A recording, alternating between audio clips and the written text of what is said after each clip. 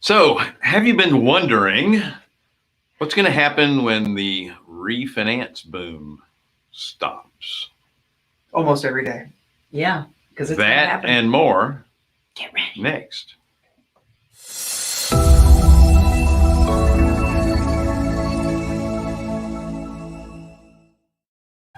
Here's what we do since we're siblings. I'm teasing him because he just doesn't ever sound excited. Billy's always so calm and Yes, I should have been in the golf announcement business. yes, unless you're driving, you're not calm then. He's one of those rage guys that you don't want to be in the car with. So, thank you for joining Active Income Passive Wealth Show. I am Bill Fairman, Wendy Sweet, Jonathan Davis. We are Carolina Capital Management. Maybe I can say that with a little more excitement. Carolina Capital Management. Woohoo! A little bit. We are a lender in the Southeast. So if you are a borrower looking to borrow some money in the Southeast, CarolinaHardMoney.com, click on the Apply Now tab. If right. you're an investor looking for passive returns, click on the Accredited Investor tab. Don't forget to subscribe, share, like, hit the bell, all that good stuff. Tell all your friends. Also, I'm going to have Sharu put in our comment section. We are going to be guests on the Cash Flow Expo coming up at the end of this month. You can register for that.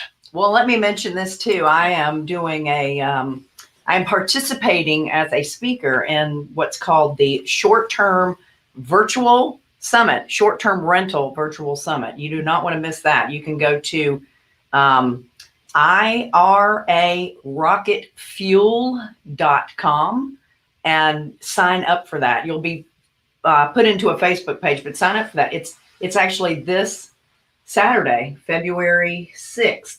So 2 days from now that you can get online, and it costs you a whole lot. It's absolutely free. So Great it's value. worth it. Yeah, there'll be 6 really good speakers there. Yeah, it sounds like it will cost you not to attend. That's right. That's right. And it's over there in the chat box if you want to take a look. Thank you for putting that out there, Sharu. Excellent. Nothing like giving you guys a heads up with plenty of advance warning. Hey, it's before the day. And we give Wendy a bunch of grief because she's like the just-in-time freight. When we get ready to turn this train on, I'll run in the door. each Thursday, she has just sat down. I've got stuff to do. I'm busy. Somebody has to work around here. So That's today's right. let's you know what? Before we get to the question, let's talk about breaking news. Breaking news. Breaking Yeah, news. 5, 4, 3, 2, 1.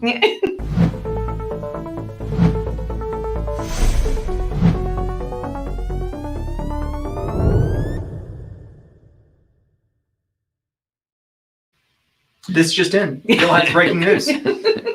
So the jobs numbers came in this morning. Oh, what were Actually, they? ADP's numbers for private hiring, I think, came out on Wednesday, and they were expectations were for like 49,000 new jobs created, and it was like 175,000. New Wow. jobs created? Wow. Yes, That's new payroll. that's really good news. So a lot of that has to do with states, or some of the states are starting to reopen again, so people are able to get jobs in those areas.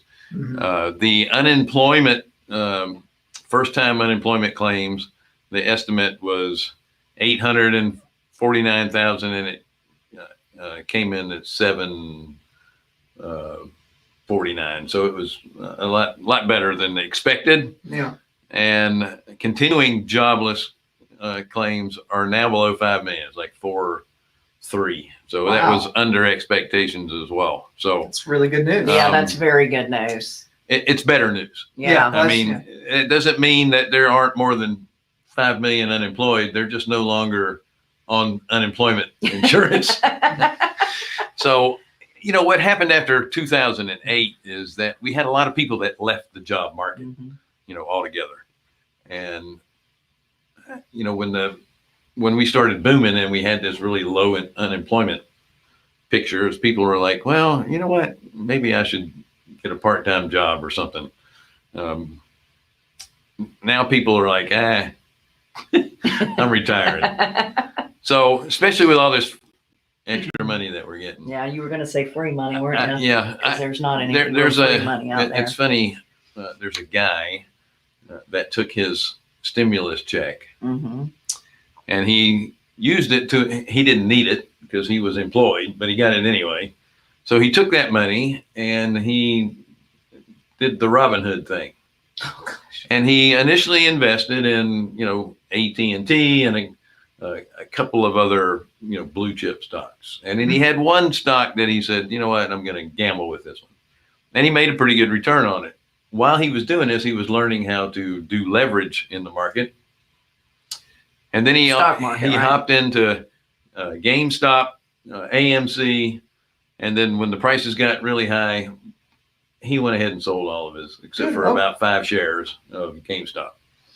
And he made, with his $1,200 that he got, because it was a family thing, he made $36,000.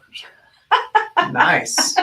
That's pretty awesome. Yes. Nice. Now, the problem is he's probably not the majority of people that do this. A lot of TVs went on sale too. I got to say that.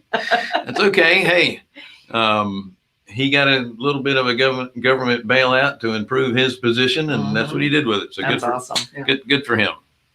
Banks Dupree just asked a question here, and you all can read it while it's up there. But the answer to your question is yes, you should go ahead and divide those lots and get as close to 1.5, 2 acre lots as you possibly can. How many you can fit on your 6.7 acre, and subdivide those and get them platted and of record and surveyed all the things before you go to get the loan. That way it's a much easier, simpler process at closing. Right. Absolutely. Yeah. Good. And good for you. Yeah. Excellent. Really good for you. I'd be interested in knowing where it is. I've talked to banks before, but I And don't we'd be remember happy where to he do lived. that loan for you after you divide those lots. Yeah. The first thing I would do, though, is research the highest and best use for the property that you have, because you don't want to get caught in that trap of, I build houses, so houses go here.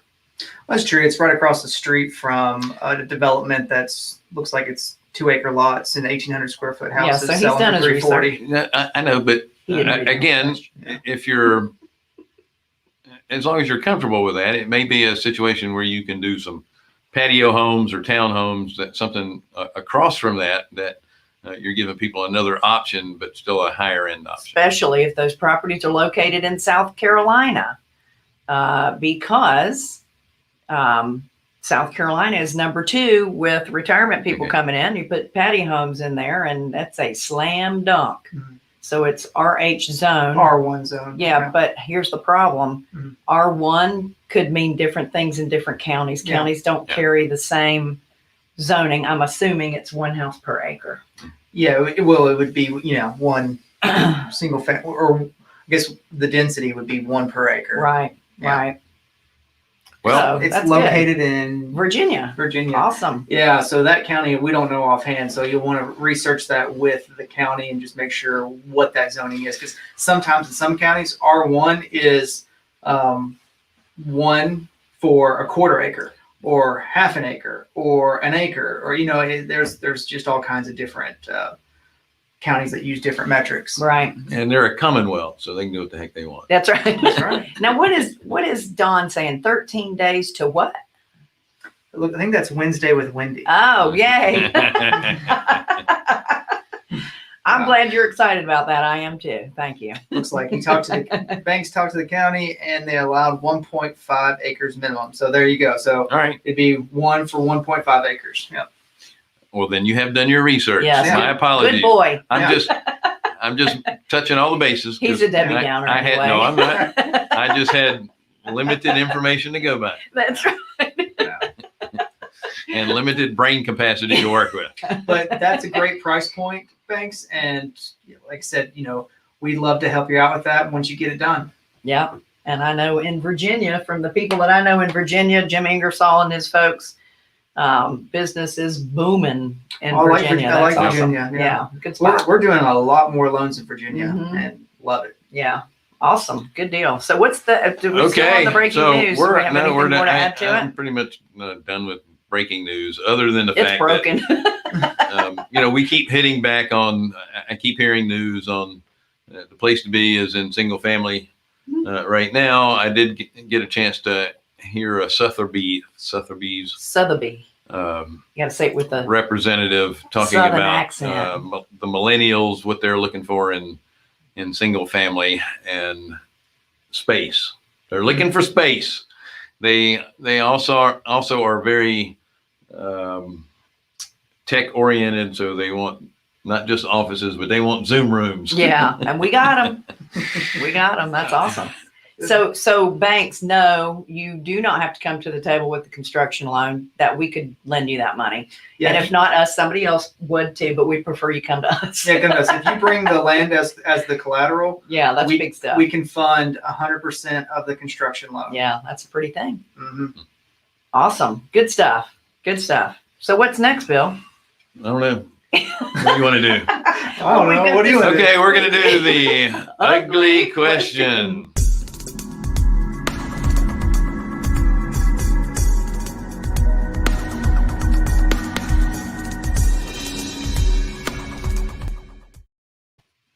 I am so impressed. I know we've got great graphics going on. We get to see different ones They, every ne- time. they we never know. they never rest on their laurels. That's They're right. always coming up with new ones.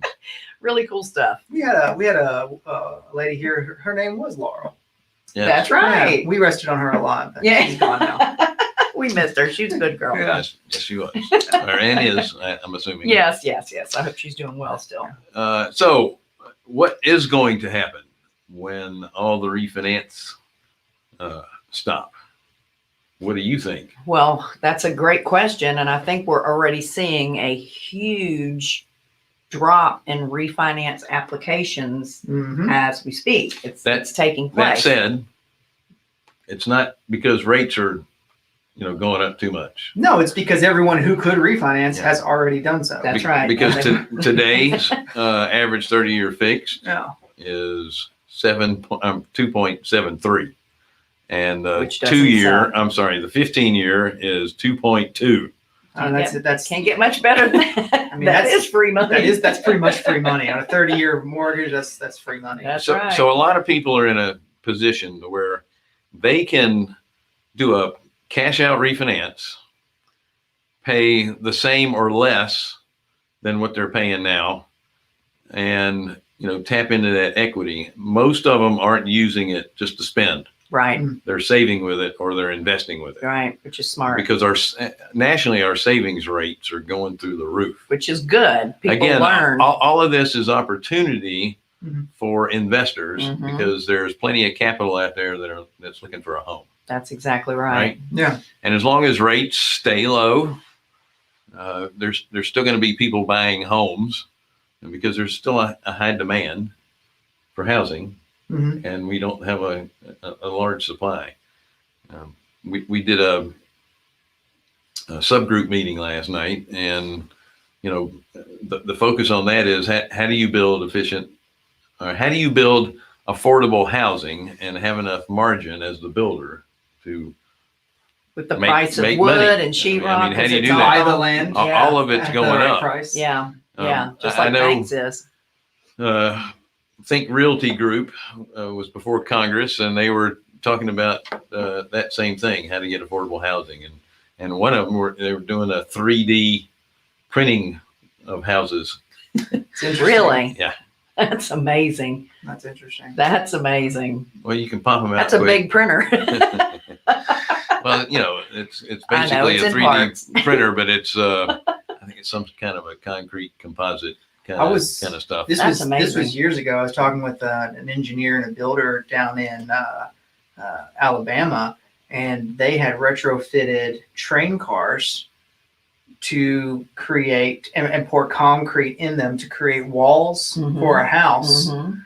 And then they would section them off. They'd have them all prefabbed with whatever it was in the train car, and then pour the concrete, let it set, and then they pull them out and set them on the house.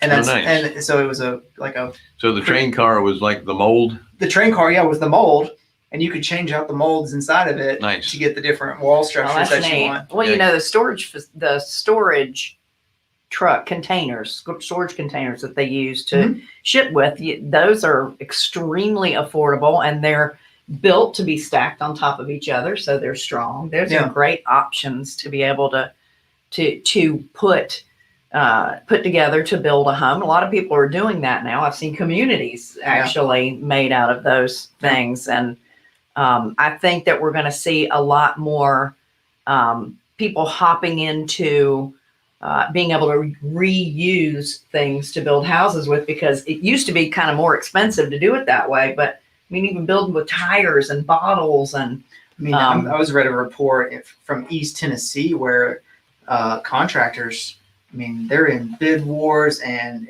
they can't get materials to their sites. yeah, Like it's insane right now. yeah. And the It poor is. whiskey distillers in Tennessee can't get their whiskey barrels because Yeah. it costs too much money. Yeah. Yeah. And these breweries are taking the used ones and having them infused with whiskey.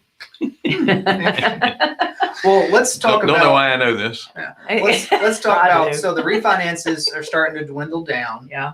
All right. So do we see an increase in purchases if there's enough inventory? And then kind of like the I don't know, I would say almost like elephant in the room, but maybe most people aren't aware of it. Elephant behind the curtain is what's going on with all of these COVID forbearances, COVID modifications, loans that are already behind. Does that affect anything moving forward? Well, I really believe that we're going to see a huge foreclosure burst come through at the same time, and I think it's going to come from a couple of different things. I think number one, we're not only going to have homeowners be foreclosed on, but there's a lot of current landlords that have loans on their houses. And they have back-owed rent. They have back-owed rent. They're still having to pay those mortgages. They're not going to be able to get caught up, and they're going to lose their houses. And that's hurting the little guy, because these are the people that have, a few houses here and a few houses there. They can't afford to be making payments on the mortgage without getting any rent in. So I'm really anxious to see what's going to happen there.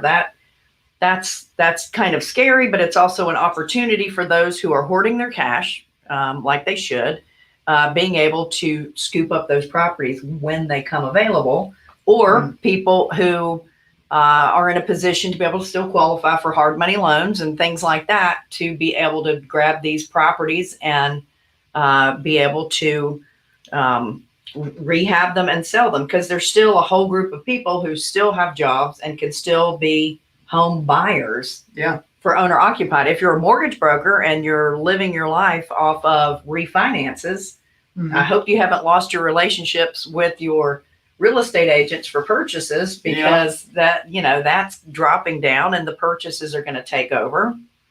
So it looks like it's going to kind of keep continuing, but we're certainly going to see roller coasters. Yeah. And there are segments of the population that will absolutely suffer, and segments that will absolutely prosper from what's going on. Did you have anything to add to that? I felt like you did. You were Well, I about always to say do. something. Oh, I didn't. I was just going to give you a chance, because How I kind tend of to talk over people. How kind of you, Bill. Don't worry. I'll interrupt you if I have Look, he something to just did it say. again. So I have a little bit different take on it, because all of our crystal balls are a little bit different from different manufacturers. But his is a Debbie Downer ball. And Remember that? No, this is not. I think on the government loans, I think you're going to see a lot more workouts with the government loans, because they're the ones that are, they have the ability to do that. So your FHA, your VA, your USDA loans, where, they decided that you can't foreclose on those. I think those are going to be worked out, modified, and make it a longer term. Yeah, we talked with the broker the other day that he was part of one that got modified into a 40-year AM. Right. Yeah. So they'll take those payments that they miss and add it to the back, assuming that person still has a job and can make the payments. Now, if they can't make the payments, there's not much you can do with these Right. if you're not employed. So they'll probably give them a little bit of time, but they won't give them a whole bunch of time because they still have investors they have to deal with. The investors are the taxpayers. Yeah. That said, on the conventional side, you're going to have investors that are willing to do loan modifications. It's a little bit harder in the process to pull them out of the pool. They're essentially having to buy them back. You not essentially, you do have to buy them Right. back. Then, Right. then you modify them. Then you have to sell them back into the pool, and then you're going to sell them back into the pool as damaged goods. Mhm. So you're not As a going to get as much money reperformer. for them, Yeah. right? Right. So I think you're going to see a lot, and there's a lot of capital looking to be placed.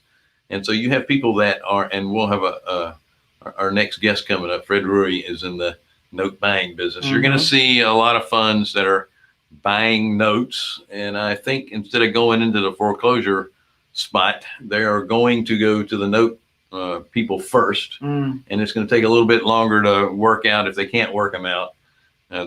Their job is to get them to reperform anyway. Yeah. They just have more bandwidth to do so. Yeah.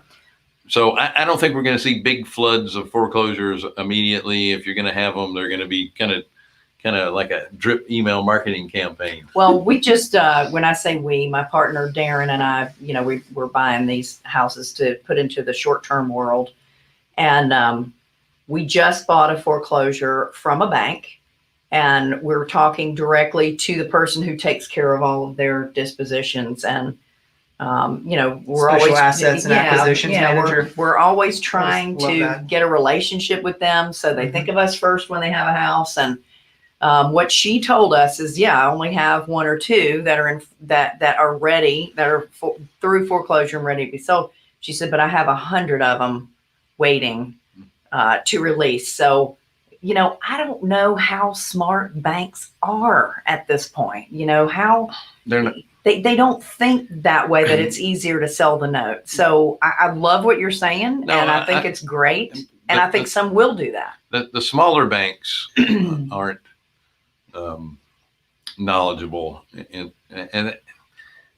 they just have a different mindset. I'm talking about the securitized loans. Well, this is a big one we bought it from. Pools.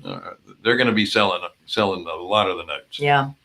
But you're still going to have a certain amount that are going to be going into foreclosure. I just don't think you're going to see it like you did in 08. There's not going to be one way of doing things. Well, that's true. And I also believe that banks will understand that who is their biggest market segment of who they can sell distressed notes to versus foreclosed homes to. And your market is always going to be bigger on the foreclosed homes.